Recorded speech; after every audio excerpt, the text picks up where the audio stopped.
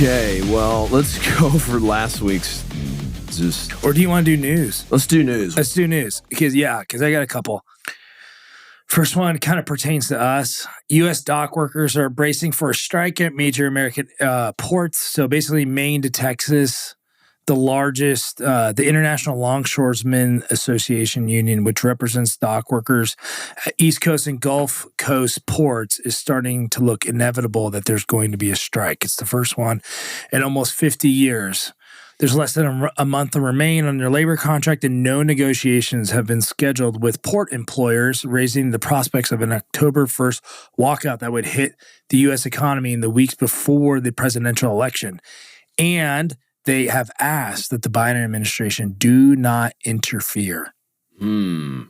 So...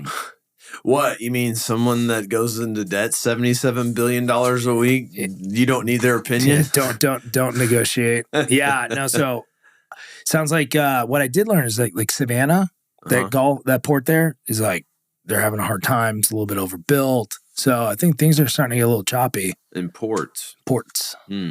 Nah, I bet you Houston and Newark will probably be fine, but maybe the smaller ones like Mobile, Alabama.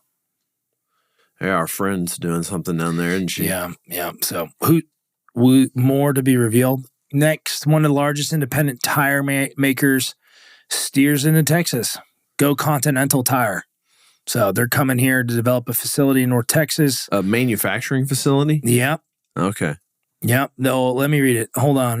Continental Tire, one of the world's oldest and largest independent tire companies, is building a $69 million industrial facility in North Texas. They began construction last week on 750,000 feet in Burleson and Fort Worth.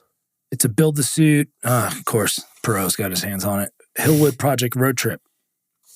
I don't know if it's a manufacturing facility or not.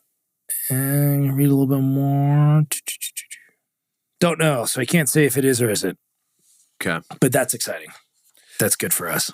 Yeah, that is good. Another one, big logo. In the world of retail, Big Lots files Chapter 11, agrees to $620 million sale to Nexus Capital. Yeah. So what is Nexus going to do with them? I don't know. Closeout retailer Big Lots struck a deal to be acquired by private equity firm Nexus Capital Management, which I think they're in Dallas. Actually, Okay. I think they're in Stewart's office. The big orange thing on 75 on the north side. It says Los Angeles, Santa Monica Boulevard. I'm wrong.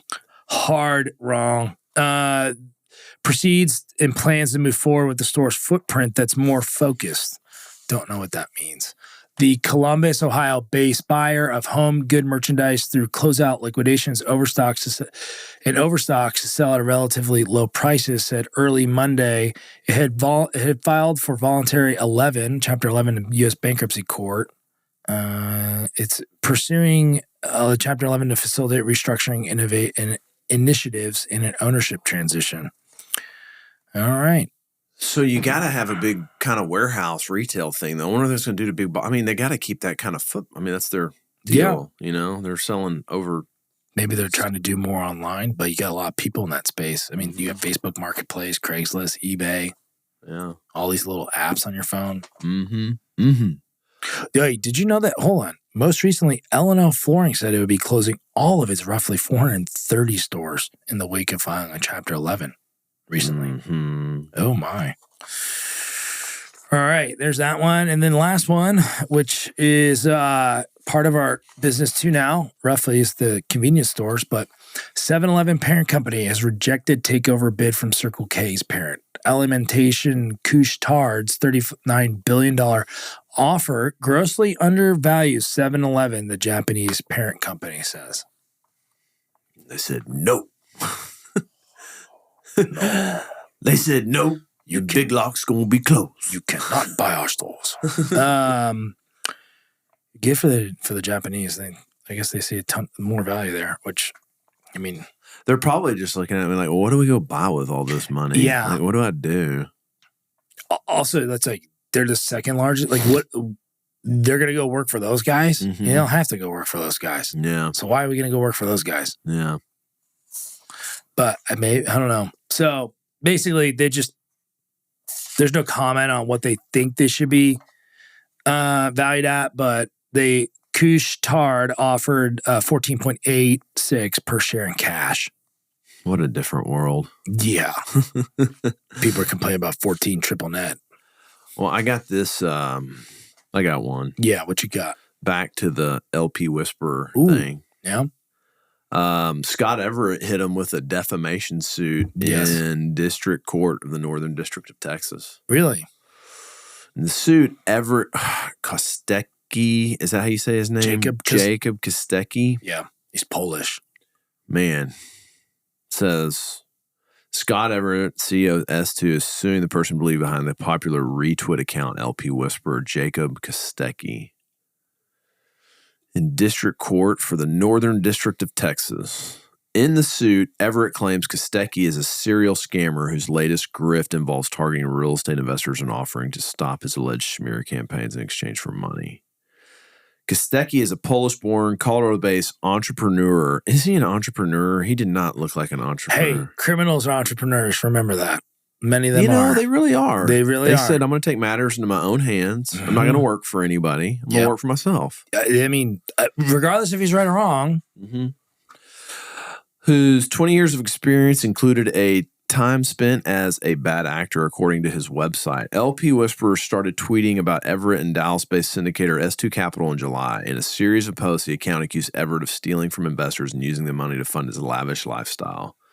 Everett denies these allegations. One post included photos of Everett's wife on a luxury vacation sporting designer clothing. The caption read, "This is where your money is going right now." We commented on that photo too. Yeah. So it's just bad optically for everybody. It's bad optically. I don't know the situation of S2 and where they are with their investors, but just optically, there's sometimes you should lay low. So I just also think it's just better to live in humility than flaunt it. Yeah. It's very prominent that he's crushed it. Yeah. Yeah, the guy's killed it. In living lavishly, I think that's pretty subjective to your opinions, right? Sure. It is. Like he took all the risk, he built that thing. That's the lifestyle he likes. I don't know if that's living lavishly. Everett claims LP Whisperer said it would not stop unless Everett bought the account. He's requesting damages and an injunction that would require Kostecki to remove the tweets and forbid him from repeating them. When asked about the lawsuit via direct message on X, LP Whisperer claimed to not know anything about it and denied the connection between Kostecki and the account. Yeah. "I've never been in touch with Jake Kostecki," the account replied. Everett did not immediately respond to a request for comment. The lawsuit claims that the identity of LP Whisperer was revealed after Chris Powers, CEO of Fort Capital and another LP Whisperer target, hired a former law enforcement officer to engage the account, pretending to be interested in bringing the lawsuit against Powers. So, at the end of the day, maybe then LP Whisperer said people are coming to him. Maybe it was an undercover cop coming to him.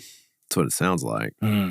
LP Whisperer agreed to provide information about Powers in exchange for $45,000, the lawsuit alleges. The wiring information provided was traceable to Kostecki's children. Who go to Fordham University. That's the Fordham University dorm. Oh, okay. That address. LP Whisperers repeatedly deny that Kostecki's behind the account. Regarding the wire instructions, LP Whisperer claims that he was aware of the sting operation and faked a connection to Kostecki. Clever.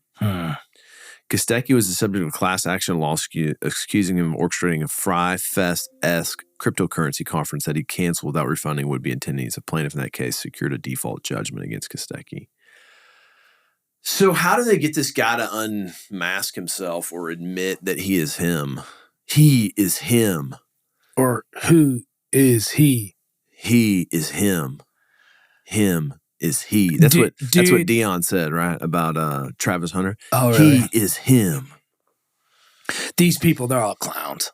Not S2 and Chris, but like you know how this is the same vein of people that you and I have dealt with personally. So I think you look at like the anonymous accounts and you got to say there's other anonymous accounts.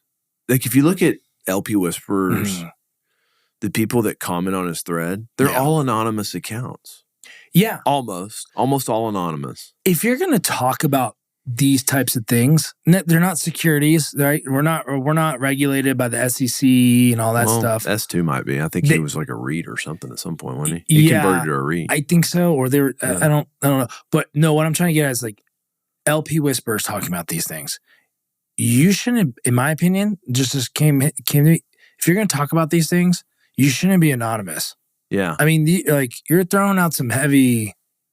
If you're going to make accusations, you need to do it. And dude, not under the veil of cover. They've got whistleblower programs and stuff. Yeah. And you can remain anonymous and get either paid or taken care of. Like, you just out here just whipping it on Twitter or X. What if it really wasn't Kostecki? What if that would be wild? What if he did? This is pretty clever. Well, I knew it was a scam, so I sent you to him just to keep you off my trail. That's some like James Bond next level stuff. Yeah. Well, 45 grand seems kind of weak. Yeah. Maybe. I'd go for more, right? Like doing all that for 45 grand. Yeah, but some people are broke, dude. So like that's maybe a lot of money to him. I mean, it is a lot of money, but like in terms of like who he's going up against, I mean, there's a guy, they got billions in AUM. Like maybe 45 is weak. It's weak sauce. I don't know. Or maybe it's like going in for a retrade, you go too heavy, and the guy, the seller's like, no, it's too much. Yeah, that's a good point. Like maybe you got to go a little low. Yeah, actually get it. That's a good point. Is he calling? Versace? Yes. All right. Oh boy. Oh, I'm just sitting here looking at all this red on our last week's game sheet. It was brutal. It was brutal. Absolutely brutal. It was. We should just let Will make the picks. He seems to know what he's doing. I did have Pitt money line. Yeah, I loved it. I said, you'll like this, Will. I went up to Jeff and I go, hey, Will likes Pitt money line. He goes, does he even know what money line is? I go, no, because I sent him a text that said, hey, Pitt's plus 2.5. Do you like that? Did you say you like that? He goes, I said I like money line. So if that's money line, sure. Yeah, I don't understand these terms, but now I do. I'm learning. Yeah, we're just getting you an education. Yeah, I mean, you're like the year one agent that shows up and says, "Hey, I have a $5 million investment. Do you want to buy it? Do you have the leads? Yeah. No. Do you know the rent roll? No." I just talked to a guy. Yeah. This guy said he'd sell it. Yeah. Brutal week. I felt like the lines are very they're off, and I think it's I'm gonna blame it on NIL. Transfer portal really skews what your perception of a team is going into the season. Mm-hmm. So, I agree. Yeah. Absolutely.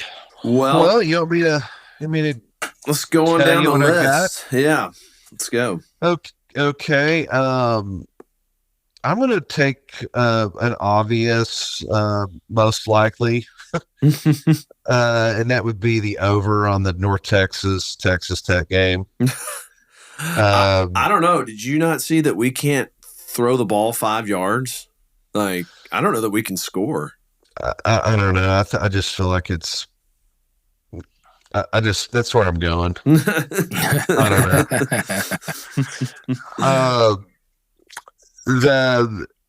know. I've done really well with the Longhorns this year. Yes. Yeah. And so I feel really confident about that. The only problem is they're playing the team that's absolutely busted me the first 2 weeks, UTSA. So it makes me very nervous, but I'm probably gonna bet UT until I lose. So here we go. I'm gonna take UT minus 34. So on that one, I'm gonna take the over as well because I agree with you. 34.5. I mean, I feel like if you're given 34.5, you might as well take the over at 53.5 too. I feel like that's not too out of reach. So. I'm gonna take the Cougars over the Rice Owls. I took that too. I agree. I Yeah. don't think Rice hasn't. I mean, they won big last week, but that game just doesn't even get recorded. Yeah. So I'm going to take the Cougars -5.5. This next one is my triple play, my first triple play of the season, and that is Indiana -2.5 over UCLA. I think I even teased this game last week. You're kind of thinking UCLA doesn't win a game this year, right? I don't think they're very good. Yeah. They're pretty bad. They're pretty bad. and their strength of schedules. I mean, for what they're playing, I wouldn't be shocked if. Yeah. Yeah. I like the over on the Oklahoma game. I got 50.5. Mm-hmm. I like that. I like Michigan to bounce back and have a big win to feel better about themselves. I got them -22.5. Yeah, that's probably coming. Who are they playing? Where am I at on my sheet? They're playing like some no-name school at the big house. They are playing Arkansas State. Arkansas State, who won last week. They beat Tulsa. So, not that Tulsa is huge, but they're bigger than Arkansas State. You know, I'm just guessing maybe that game took it out of them a little bit. I think you just got to assume the athletes at Michigan are just Far way superior. superior. Yeah. But you would have thought that with NIU Yes. and Notre Dame. Notre Dame. Oh man, That upset of was- the year. It'd have to be the upset of the year. I would think so. For sure. And sticking with my big three, I'm going to go ahead and bet Alabama -16. Yeah, I took Alabama -16. I like that. So that's what I got. I'm also looking at Georgia at Kentucky. Uh, I think Georgia wins, but I think Kentucky covers at +24. I mean, I know Georgia will win, but I kind of like +24 with Kentucky. Yeah, that's why I didn't like that game because if that feels like a very likely outcome. And Does. totally trick you, but it could be 40-0 Georgia. It could be. let's- Kentucky totally laid an egg last week. They did. They totally did. Let's see what else. I'm taking UNLV at +7 over Kansas. I feel like Yes, the Big we've 12 gone from thinking they were hot garbage to now we're betting them. were fans. I think I just look at that and I go, man, the Big 12 might be pretty weak. And here's an interesting line I'm not going to take, but Arizona State is only -2 favorites at Texas State. And Arizona State stomped. Well, no, Mississippi State almost came back. But I just think of SEC, they just beat an SEC team. And I don't care that Mississippi State's kind of on the downside right now of an SEC team. They get them SEC athletes, Yeah. Yeah, And absolutely. it's amazing to say Texas State is only a +2 dog against Arizona State. So I'm not going to bet this game at all, but I just think it's an interesting line of where they think Texas State is at now Sure. as a program. You should call Mac Morris, Yeah. former Get it. quarterback. Former quarterback at Texas State. My other game I'm going to bet is going to be the Florida Gators at 3.5 over Texas A&M just because. Where's that at? It's at Florida. It's at the Swamp. And they're And starting. they're favored by 3.5. That's what- Florida's 3.5-point dogs. Oh. They gotta win again. They are a must-win situation. They're putting in that true freshman too, a quarterback that from Houston, who was like the #1 quarterback recruit in the nation last year. Okay. So I don't know. I'm gonna go with my family, my in-laws, Florida Gators. So Yeah, I was tempted on the Florida State game to just fade them. bet that they would have to pull a win out, but I'm almost.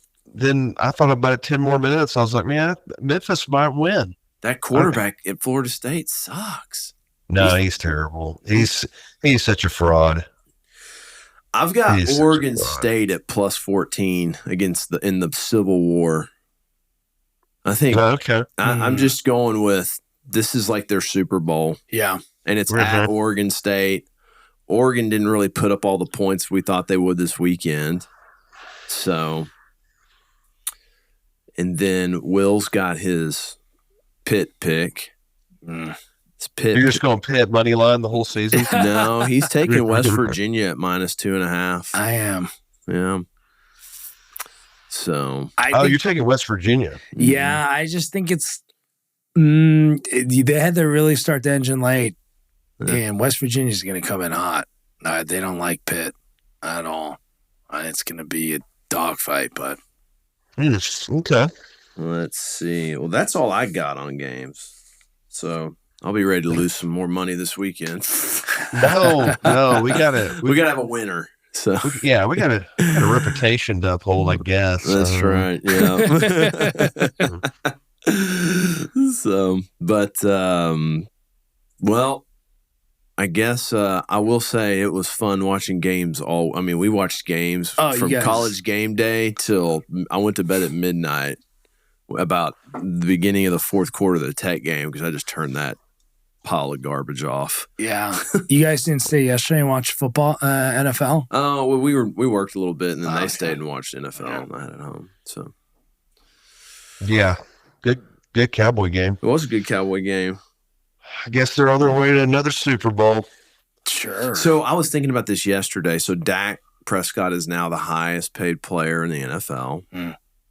Yeah, I saw that. And I wonder That's if you wild. went back in history and looked at the highest contracts, every time the bar is set, how does that person perform? What's the result? Yeah. Because the only one Yeah. I know of that is I can really think of that's worked is Mahomes. He Yeah. got the highest one and won 3 Super Bowls and probably on his Yeah. way to 3 more with the amount of time he has left in his career. And will be 9-8 or 10-7 maybe, and losing the first round of the playoffs. So Mm-hmm. $240 million contract extension. 60 million a year, Guaranteed. How long was that contract? 4 years, 4 years. 4 years, $240 million. And what would be your odds for us to make the NFC Finals once in the next 4 years? One time? Probably. Yeah, make it one time. I think it's probably 30-1. I don't think we'll make It's it. pretty low, right? It's pretty low. 231 million of it's guaranteed. Yeah. So it's pretty much all guaranteed. 80 of it he got yesterday in a bonus. Damn. Maybe he needs to buy a warehouse with y'all. Yeah. You need to put some money to work, Dak. Call us. So, all right. Well, we'll see how we do next week, guys. Okay. All right. Y'all have a good week. See ya. See ya. Bye. Later. Well, I guess that wraps us up. Yep. So We're finished. we are. Good luck out there, commercial real estaters. Come lease or buy one of our buildings Yeah. or bring us a deal. All three. All 3. See ya. See ya.